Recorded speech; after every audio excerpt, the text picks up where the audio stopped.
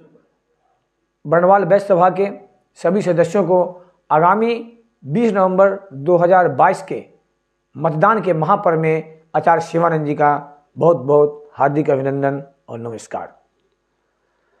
सदस्यों, जैसा कि आप सभी को पता है कि विगत 3 वर्षों से समाज की क्या स्थिति हुई है, ये किसी से छुपा हुआ नहीं है। मैंने 2019 से बहुत ही आशा और उम्मीद से जुड़ा था समाज से कि शायद मैं समाज के कुछ काम आ सकूं, लेकिन जैसा कि आप सभी को पता है कि आपसी खींचातानी के कारण मैं समाज का सही ढंग से काम नहीं कर सका। हो सकता है कहीं ना कहीं मुझसे भी गलती हुई होगी, इसके लिए हम आप सबों से क्षमा प्रार्थी हूँ। मेरा अपना मानना है और ये बिल्कुल कटु सत्य है, एक व्यक्ति से परिवार का निर्माण होता है और परिवार से समाज का निर्माण होता है। और हम सभी जानते हैं कि मानव एक सामाजिक प्राणी है, हम इससे अलग होकर के नहीं रह सकते। समाज एक पेड़ का ऐसा पत्ता है कि यदि एक पत्ता टूट जाता है वो सूख जाता है। इसलिए हम सभी से निवेदन करेंगे, कभी भी समाज से टूटने का प्रयास न करें। समाज के बिना हमारी कल्पना भी नहीं हो सकती है।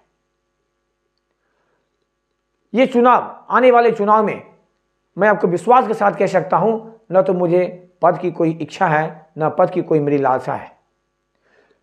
हम इतना जानते हैं कि यदि आप या मैं समाज को थोड़ा बहुत देने का प्रयास करेंगे, इसके बदले समाज हमें बहुत कुछ दे देता है। मैं आपको छोटा सा उदाहरण दूं अपने ही संबंध में। मैंने 2019 में समाज से जुड़ा, मैंने समाज को कुछ करने का प्रयास किया, जो भी मेरी इच्छा शक्ति थी, जो भी मैं कर पाया। इसके बदले में समाज ने मुझे क्या दिया? बहुत कुछ दिया। हम आपको गर्व के साथ कह सकते हैं और हमें समाज पर गर्व है कि आज हम भारतीय जनता पार्टी के पश्चिम क्षेत्र उत्तर प्रदेश के यदि मीडिया प्रभारी हैं तो ये समाज की देन है। आज मैं भारतीय बैस महासभा का उत्तर प्रदेश का अध्यक्ष हूं तो ये हमारे समाज की देन है। आज मैं अखंड हिंदू महासंघ का राष्ट्र वरिष्ठ महामंत्री हूं तो ये समाज की देन है। हमें गर्व है ऐसे समाज पे। हम आप सभी से भी कहना चाहेंगे कि आप अपना मतदान बिल्कुल वफादारी से करें। सीधा सा कहना है, मतदान करें वफादारी से और चयन करें समझदारी से। आपको जहां लगता है कि जैसे आप सभी जान रहे हैं कि आपके इस चुनाव में 2 अध्यक्ष दावेदारी में हैं। एक आपके श्री माननीय उमेश जी हैं जो फैजाबाद से हैं, और एक मैं आपसे जुड़ा हूं आचार्य शिव प्रसाद आनंद जी, अध्यक्ष उम्मीदवार, जो कि पूर्व की कमेटी में मैं महासचिव था।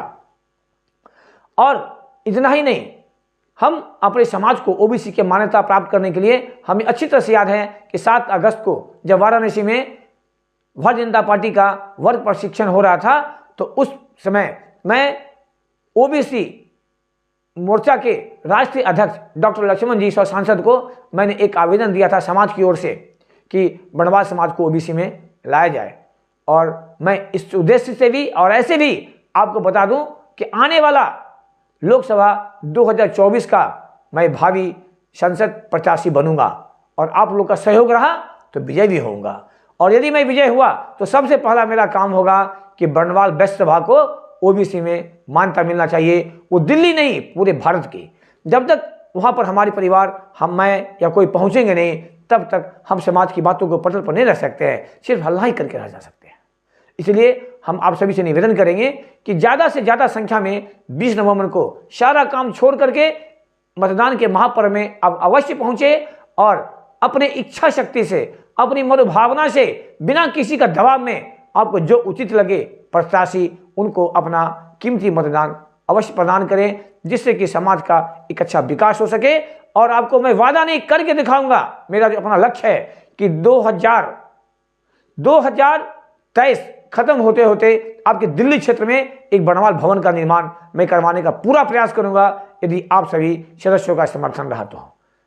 इन्हीं शब्दों के साथ मैं आप सबों को फिर से निवेदन करूंगा कि मतदान के महापर्व में आप अवश्य आए। और फिर मेरा वही नारा है, मतदान करें वफादारी से और प्रत्याशी का चयन करें समझदारी से। नमस्कार।